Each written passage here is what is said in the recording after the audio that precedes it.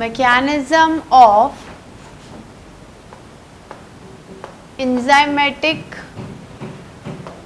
activity. Mechanism of enzymatic activity. अगर enzyme को activity करवानी है तो उसको क्या चाहिए? उसको सबस्ट्रेट चाहिए.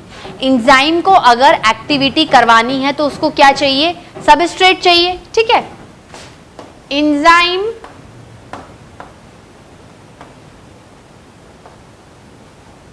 Always need a substrate to act upon. भाई सबस्ट्रेट नहीं होगा तो एंजाइम हवा में थोड़ी एक्ट करके प्रोडक्ट निकालेगा.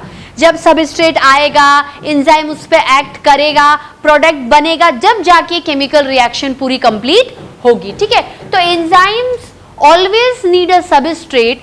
Enzyme always need a substrate to act upon it,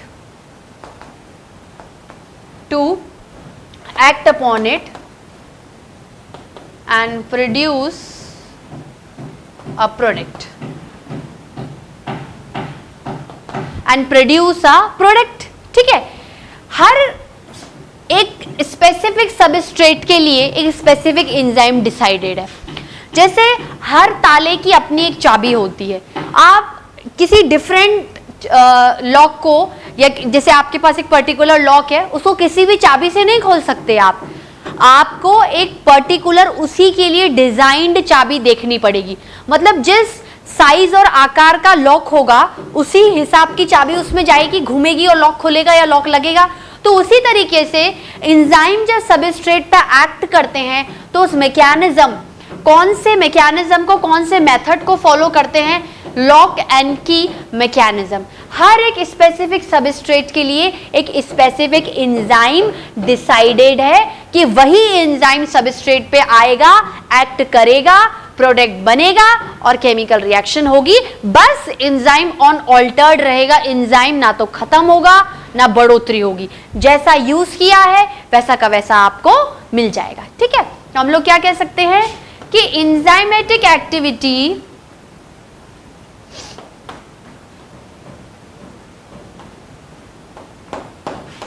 enzymatic activity follow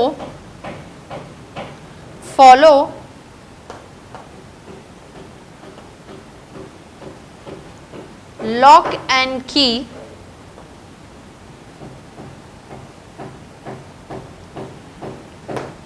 ठीक है. enzymatic activity follow lock and key mechanism. enzymatic activity follow lock and key mechanism. इसका मतलब क्या है? every substrate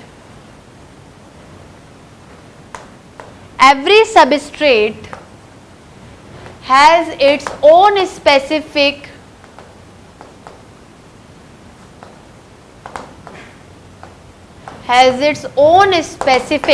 enzyme. अब देखो डायग्रामेटिक रिप्रेजेंटेशन देखो, समझ लो ये सबस्ट्रेट है. ठीक है. ये क्या है? आपका एक जैसे डायग्रामेटिक समझाने के लिए बता रहे हैं, ये एक सबस्ट्रेट है और इस पे एंजाइम को एक्ट करना है.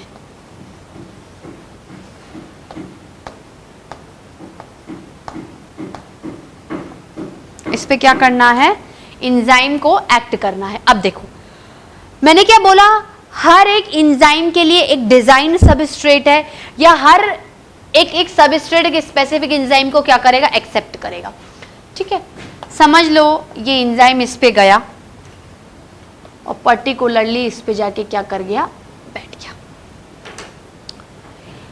इसका मतलब क्या है?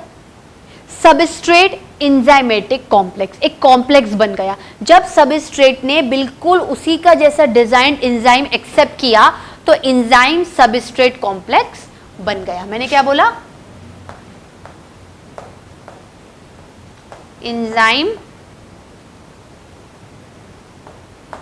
Substrate complex.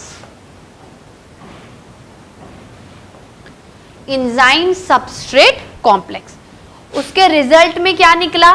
देखो अगर कॉम्प्लेक्स बनेगा तो उसके रिजल्ट में क्या निकलेगा?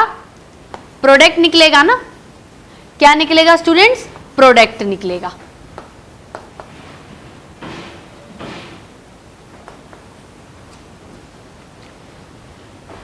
बिल्कुल जैसा शेप था सबस्ट्रेट का वैसे का वैसा शेप वाला एंजाइम एक्ट करा, क्या बना? सबस्ट्रेट एंजाइम कॉम्प्लेक्स या एंजाइम सबस्ट्रेट कॉम्प्लेक्स। क्या निकला? प्रोडक्ट निकला। क्या निकला? प्रोडक्ट निकला। देखो प्रोडक्ट तो ऑब्वियसली वेरिएड शेप का मिलेगा, क्योंकि आप हर केमिकल रिएक्शन में चाहते हो कि मुझे कुछ एक नया, diversified, most invented, most developed type का प्रोडक्ट में, मतलब मेरी केमिकल रिएक्शन हमेशा सक्सेसफुल हो, मुझे ज्यादा से ज्यादा और अच्छे से अच्छे प्रोडक्ट्स मिले। ठीक है,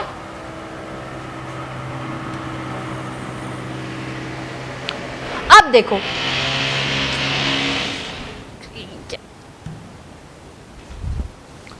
ठीक है स्टूडेंट्स, तो ये आपका क्या था? लॉक-इन की, इसको लॉक-इन की मैकेनिज्म बोलते हैं। एंजाइमेटिक एक्टिविटी या जो एंजाइमेटिक फंक्शन होता है या एक्शन होता है वो किस पे बेस्ड होता है? लॉक-इन की। किस पे बेस्ड होता है? लॉक एंड की पर। ठीक है,